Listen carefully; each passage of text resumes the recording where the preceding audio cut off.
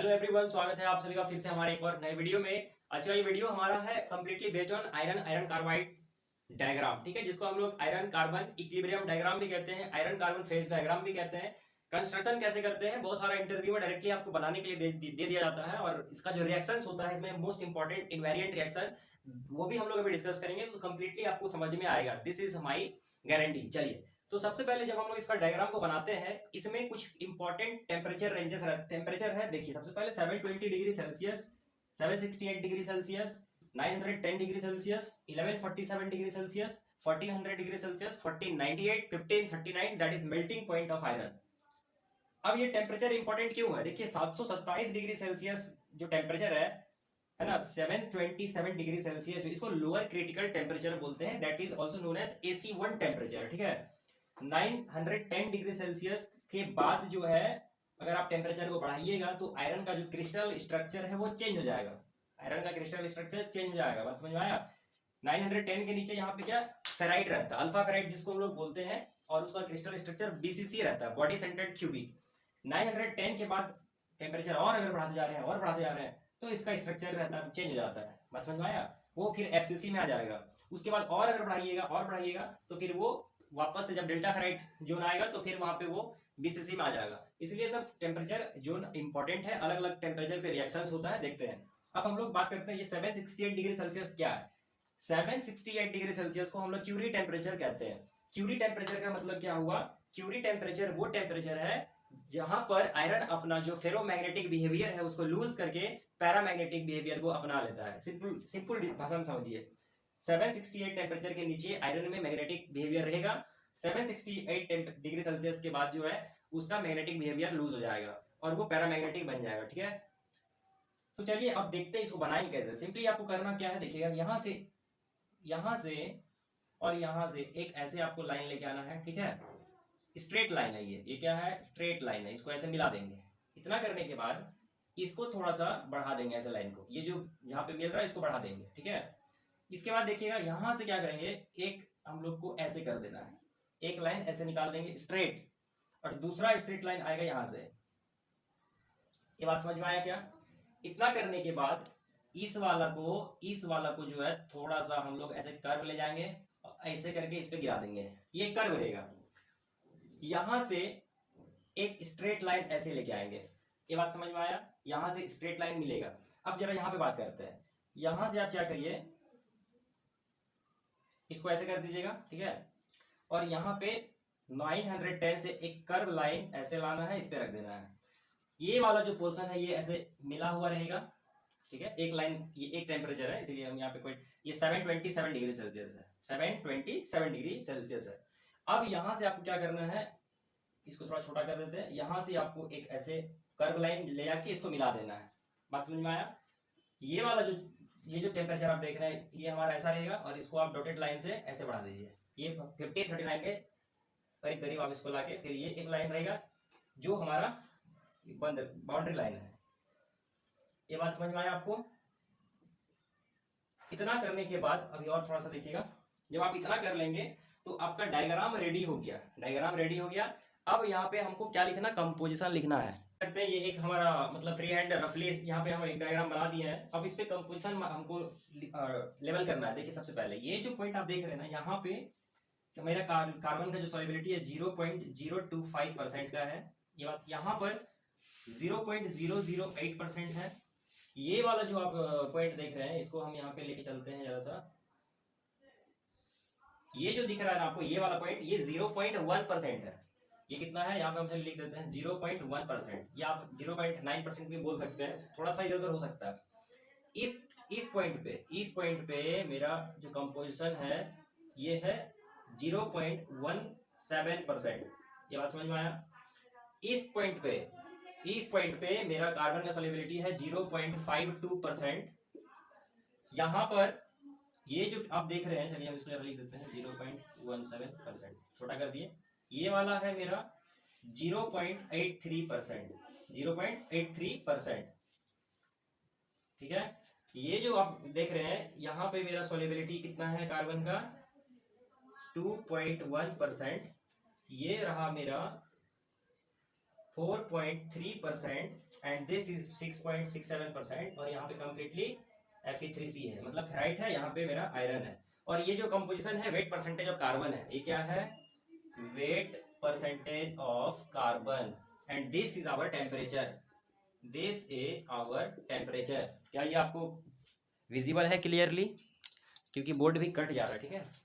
देखिएगा, इतना करने के बाद जरा सा, हाँ ठीक है, इतना करने के बाद जब हम पूरा कंपोजिशन को मार्क कर लिए, अब यहाँ पे 3 मोस्ट इंपॉर्टेंट पॉइंट होता है। क्या है वो 3 इंपॉर्टेंट पॉइंट? ये वाला जो पॉइंट आपको दिख रहा है इसको कहते हैं यूटेक्टिक पॉइंट। क्या कहते हैं, कौन सा टिक्टिक? यूटेक्टिक पॉइंट है ये, यूटेक्टिक पॉइंट। यहां पर आपको दिख रहा है, इसको बोलते हैं यूटेक्टॉइड, यूटेक्टॉइड। और ये जो आपको दिख रहा है ये है पेरिटेक्टिक। यहाँ पे मैं लिख दे रहा हूँ, चलिए बाहर लिख देते हैं, ये है मेरा पेरिटेक्टिक, पेरिटेक्टिक। ये 3 पॉइंट पे जो रिएक्शन होता है उसको हम लोग बोलते हैं invariant reaction. What is the meaning of invariant here? Invariant means degree of freedom यहाँ पे 0 रहेगा, फिक्स टेम्परेचर पे ये रिएक्शन होगा। और ये जो पॉइंट है ना, इसका बहुत खास बात है, इसका अपना ब्यूटी है। अभी क्या ब्यूटी है? ये जो यूटेक्टिक पॉइंट है इसका खास बात ये है कि इस एलॉय के लिए लोएस्ट मेल्टिंग टेम्परेचर ये है। आप ध्यान से जब देखिएगा, इस यहाँ पे जब सॉल्युबिलिटी मान लीजिए 0.83% है, तो मेल्टिंग पॉइंट देख रहे हैं आप यहाँ पे इसके आसपास है।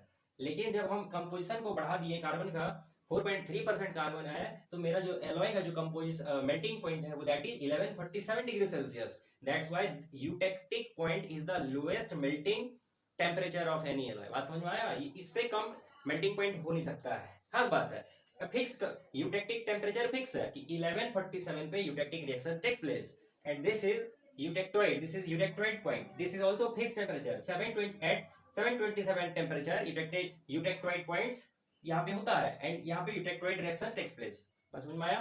This is also fix point. Peritectic point जो है यहाँ पे ये वाला हमारा है 1498 डिग्री सेल्सियस पे पेरिटेक्टिक पॉइंट है। यहाँ पे जो रिएक्शन होगा पेरिटेक्टिक रिएक्शन हम लोग उसको बोलते हैं। तो कुल मिला के अभी हम लोग बात करते हैं, there are 3 most important invariant reaction that's occur in iron carbide system. This is our iron carbide system, and 3 invariant reaction, peritectic, eutectic, eutectoid, 3 invariant reaction takes place in iron carbide diagram, iron carbon equilibrium diagram. बात समझ में आया? अब देखिएगा, सबको हम detail में बताते हैं। माइंड में एक बात हमेशा रखना है कि अगर टिक बोला, जैसे यहाँ यूटेक्टिक है, पेरिटेक्टिक है, तो टिक मींस एक लिक्विड वहां पे होना ही होना है, ये ट्रिक है। क्या बोला? अगर टिक बोला है तो लिक्विड होगा, अगर ऑइड बोला है तो सॉलिड होगा, वहां पे सॉलिड देखने को मिलेगा ही मिलेगा। समझ में आ गया? तो ये जो टिक है यहाँ पे यूटेक्टिक, अब यहाँ पे रिएक्शन कौन सा होगा देखेंगे थोड़ा देर में। तो सबसे पहले हम लोग बात करेंगे पेरिटेक्टिक रिएक्शन के बारे में। देखिए, पेरिटेक्टिक रिएक्शन को समझने से पहले आपको देखना पड़ेगा कि कौन सा जोन में कौन सा लिक्विड सॉलिड एग्जिस्ट कर रहा है। देखिए, 1539 के बाद लिक्विड स्टेट फेज है हमारे पास, यहाँ भी मेरा लिक्विड फेज है। ये जो चीज देख रहे हैं आप यहाँ पे, ये मेरा डेल्टा आयरन यहाँ पे होता है। इसके अंदर में क्या हो जाएगा, ऊपर अगर लिक्विड है नीचे डेल्टा है, तो डेल्टा प्लस लिक्विड। यहाँ पे इस पूरे जोन में मेरा ऑस्टेनाइट गामा आयरन होता है या ऑस्टेनाइट होता है। तो यहाँ पे क्या होगा बताइए बीच में, तो यहाँ पे हो जाएगा ऑस्टेनाइट, डेल्टा प्लस ऑस्टेनाइट। यहाँ पे क्या होगा, ऊपर लिक्विड है नीचे ऑस्टेनाइट है, तो लिक्विड प्लस ऑस्टेनाइट। बात समझ में आ गया आपको? यहाँ पे लिक्विड है ना, यहाँ पे क्या है, लिक्विड है, तो यहाँ पे क्या हो जाएगा, liquid plus ferrite, Fe3C, Fe3C। बात समझ में आ रहा है क्या आपको? चलिए अब थोड़ा सा और बताते हैं। यहाँ पर इस वाले एरिया में हमारे पास क्या रहता है, अल्फा आयरन। क्या रहता है, अल्फा। यहाँ पे कंप्लीटली अल्फा आयरन है।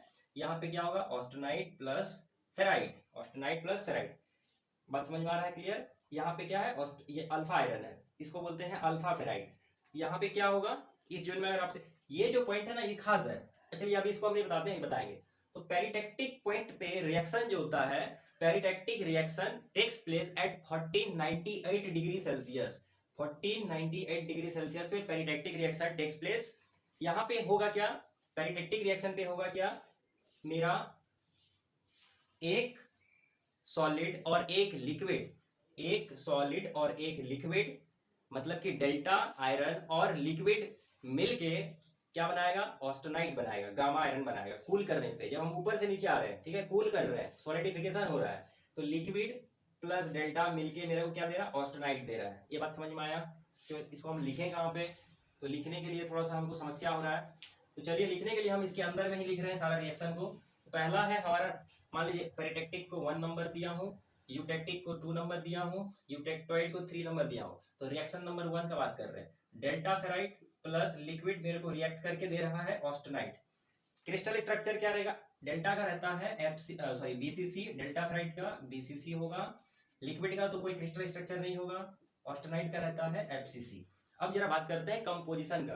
तो यहाँ पे आप देखें कि पेरिटेक्टिक रिएक्शन पे डेल्टा फेराइट लिक्विड के साथ मिलके हमको क्या दे रहा है, ऑस्टेनाइट दे रहा है। तो फेराइट का यहाँ पे अगर हम क्रिस्टल स्ट्रक्चर का बात करेंगे डेल्टा फेराइट का, तो डेल्टा फेराइट का हो जाएगा बीसीसी क्रिस्टल स्ट्रक्चर, लिक्विड का नो स्ट्रक्चर, एंड ऑस्टेनाइट का हमको मिलेगा एफसीसी। अब कंपोजिशन का बात करते हैं कि डेल्टा फेराइट का कंपोजिशन यहाँ पे क्या है। तो डेल्टा फेराइट का कंपोजिशन अगर आप यहाँ पे देखिएगा इस पॉइंट पे, तो 0 पॉइंट मेरे को ये 1 है, यहाँ पे मैं आपको बताया भी हूँ 0.1%, 0.1%। लिक्विड का कंपोजिशन यहाँ पे क्या है, 0.52%, 0.52%। और ऑस्टेनाइट का कंपोजिशन यहाँ पे हमको क्या मिल रहा है, 0.17%, 0.17%। ये था मेरा पेरिटेक्टिक रिएक्शन। बात समझ में आ गया? ये कितना डिग्री हम लोग क्या कर रहे हैं, कूलिंग कर रहे हैं। जब कूलिंग कर रहे हैं तो ये अब वापस जाएंगे तो ये हमको मिल जाएगा। ये है हमारा खास बात। कितना टेम्परेचर पे, 1498 डिग्री सेल्सियस पे पेरिटेक्टिक रिएक्शन टेक्स प्लेस। इसके बाद हम देखेंगे दूसरा reaction, that is eutectic reaction. Eutectic reaction का बात करते हैं। चलिए, यूटेक्टिक रिएक्शन बड़ा खास होता है। इसका टेम्परेचर किस टेम्परेचर पे होगा, तो 1147 डिग्री सेल्सियस पे यूटेक्टिक टेम्परेचर टेक्स प्लेस। यहाँ पे होता क्या है, मैंने बोला टिक बोलेगा तो लिक्विड, मतलब समझना है कि एक तो लिक्विड तो होगा ही होगा। तो यहाँ पे यूटेक्टिक पे क्या होता है, एक लिक्विड 2 सॉलिड बनाता है। एक लिक्विड से 2 सॉलिड बनता है, एक बनता है ऑस्टेनाइट, दूसरा बनता है सीमेंटाइट। लिक्विड का क्रिस्टल स्ट्रक्चर कोई नहीं होता है, ऑस्टेनाइट का आप जानते हैं एफसीसी होता है, और सीमेंटाइट का जो क्रिस्टल स्ट्रक्चर होता है ऑर्थोरोम्बिक होता है। ये याद रखने वाला चीज है, ऑर्थोरोम्बिक। ठीक है। कंपोजिशन का बात करेंगे लिक्विड में, तो लिक्विड का जो कंपोजिशन यहाँ पे रहता है वो है 4.3%। लिक्विड में कार्बन का कंपोजिशन, मेरा कहने का ये मतलब है सारा कार्बन का टर्म्स में बात कर रहे हैं। एफसीसी में अगर आप देखिएगा कि क्या कंपोजिशन है, तो यहाँ पे आप देख सकते हैं एफसीसी में 2.1% है, 2.1% है। और फेराइट में तो सीमेंटाइट में तो आंख बंद करके बोलिएगा 6.67 ही रहेगा, चाहे वो कहीं भी बने, 6.6% कार्बन है। ठीक है। ये था मेरा यूटेक्टिक रिएक्शन। जब हम लोग यूटेक्टिक टेम्परेचर से, है ना, pass on cooling through the eutectic temperature, liquid decomposes to 2 solid phases, austenite and cementite crystal. बात समझ में आ गया? उसके बाद हमारा तीसरा जो रिएक्शन है, दैट इज यूटेक्टोइड रिएक्शन। तीसरा क्या है, यूटेक्टोइड रिएक्शन। यूटेक्टोइड रिएक्शन हमेशा होता है 727 डिग्री सेल्सियस टेम्परेचर पर। यहाँ पे टॉइड बोला है, मतलब कि सॉलिड रहेगा। यहाँ पे होता है क्या, एक सॉलिड मतलब कि गामा 2 सॉलिड बनाएगा, पहला तो अल्फा बनाएगा और दूसरा फेराइट बनाएगा, सीमेंटाइट बनाएगा। ठीक है, फेराइट बार बार आ जा रहा है। तो ऑस्टेनाइट से क्या बनेगा, अल्फा फेराइट बनेगा, सीमेंटाइट बनेगा। क्रिस्टल स्ट्रक्चर का बात करेंगे, गामा का आप जान चुके हैं, फेस सेंटर्ड क्यूबिक रहता है, अल्फा का होता है बीसीसी, और सीमेंटाइट का क्या होता है, ऑर्थोरोम्बिक। बात समझ में आ गया आपको? अब जरा बात करते हैं कंपोजिशन के बारे में। यहाँ पे जो ऑस्टेनाइट है, ऑस्टेनाइट जो आपको दिख रहा है, इसका कंपोजिशन क्या होगा। तो ऑस्टेनाइट का कंपोजिशन यहाँ पे रहता है 0.83%। ठीक है, 0.83% आप देख सकते हैं, 0.83%। अल्फा जो आपको दिख रहा है, इसका कंपोजिशन क्या है, 0.25%, 0.025%। और जो सीमेंटाइट है उसका आपको पता है कि 6.6% हमेशा हो, चाहे वो कहीं भी बने। तो ये तीनों रिएक्शन मैंने आपको बताया, उसका इस क्रिस्टल स्ट्रक्चर कंपोजिशन के साथ में, on passing through the eutectoid temperature, austenite decomposes to two solid, a lamellar mixture of solid है ना, lamellar mixture of solid, alpha ferrite and cementite crystal structure. और इसी यूटेक्टोइड मिक्सचर को हम लोग क्या बोल रहे हैं, इसी लैमेलर मिक्सचर को बोला जाता है परलाइट। मतलब इस पॉइंट पे आपको क्या मिल रहा है, परलाइट मिल रहा है। और इस यूटेक्टिक मिक्सचर को हम लोग कहते हैं लेडेबुराइट। इससे नीचे जब आप जाइएगा तो क्या मिलेगा, लेडेबुराइट मिलेगा। यूटेक्टोइड टेम्परेचर से नीचे जाने पे हमको परलाइट मिलेगा। आप इधर आइएगा तो अल्फा प्लस परलाइट इधर जाएगा, alpha plus pearlite plus ferrite मिलेगा। बात समझ में आया? उसी प्रकार से मतलब मेरा कहना ये था, यहाँ पे आपको फेराइट प्लस परलाइट मिलेगा, यहाँ पे परलाइट प्लस सीमेंटाइट मिलेगा, ये कहने का मतलब था। यहाँ पे लेडेबुराइट प्लस सीमेंटाइट, इधर देखेंगे तो मेरे को क्या मिलेगा, ऑस्टेनाइट प्लस लेडेबुराइट प्लस सीमेंटाइट। ये मेरा ओवरऑल 3 इनवेरिएंट रिएक्शन था। पूरा डिटेल डिस्कशन नहीं किए, हमको सिंपल 3 इनवेरिएंट रिएक्शन के बारे में बताना था, जो अभी हम आपको बताए हैं। तो इसको आप ध्यान में रख सकते हैं, ठीक है। वैसे आयरन कार्बन डायग्राम एक डिटेल में हमको पढ़ना पड़ेगा, इससे ऐसा नहीं है कि खत्म हो गया, ठीक है। बहुत कुछ इसमें समझना है। उसमें अगर आप और थोड़ा डिस्कस करेंगे तो हाइपो यूटेक्टोइड है ना, hyper eutectoid steel, hyper eutectic cast iron, ये सब बहुत कुछ बाकी है। तो उस हम नेक्स्ट वीडियो में डिस्कस करेंगे। काफी वीडियो लंबा ऑलरेडी हो चुका है। मिलते हैं नेक्स्ट वीडियो के साथ। Till then take care and thanks for watching this video.